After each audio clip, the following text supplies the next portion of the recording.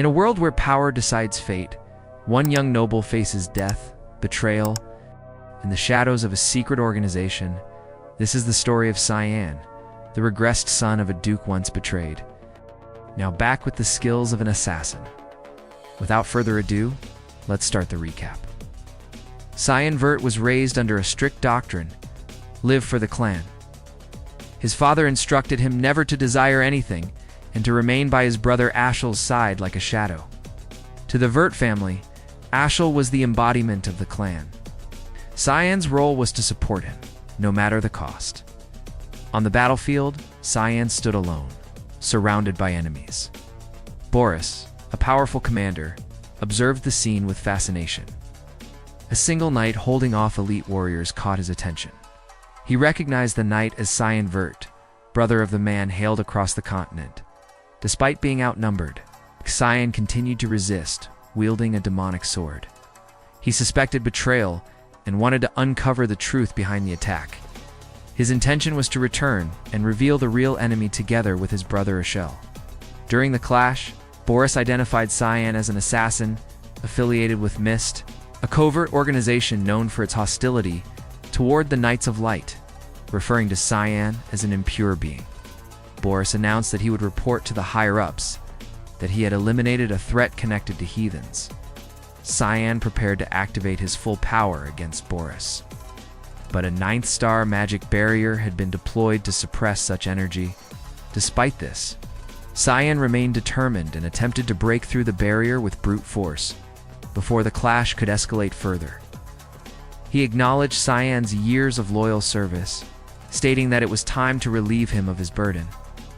Cyan, confused by Ashel's tone, asked whether he had done something wrong. Ashel responded with accusations. He described Cyan as an ominous being tainted by fog, no longer human, and declared that Cyan had committed unforgivable sins. He claimed Cyan had deceived everyone and questioned how Cyan could not recognize his own guilt. Cyan recalled key events in response. He had participated in the Imperial Succession War, defended against the Demon King's army, and fought in the war for continental unification, all for Ashel. He emphasized that everything he had done was in service to his brother. Fueled by rage, Cyan released a powerful surge of mana that overwhelmed nearby knights. He addressed Ashel directly, pointing out the contradiction in a hero attempting to kill his younger brother out of fear. As Cyan launched an attack aimed at Ashel's weak point, Boris intercepted the strike with his magical barrier. Cyan referred to him with contempt and prepared to continue, but Ashel struck first. He stabbed Cyan, stating that a painless death was no longer deserved. He then confirmed he had always seen Cyan as a demon and had never trusted him. After stabbing him, Ashel kicked Cyan aside and left the battlefield with his men. Cyan, severely wounded and lying in a pool of blood, acknowledged the failure of his life mission. Moments before losing consciousness, he made a final attempt to stab Ashel from behind. However, Ashel turned and slashed Cyan in half. Ending the confrontation, suddenly Cyan heard a familiar voice calling his name. He awoke unharmed and instinctively checked his neck. No injury remained. In front of him stood Emily, a maid he had not seen in nearly 20 years. Cyan realized he had returned to the past.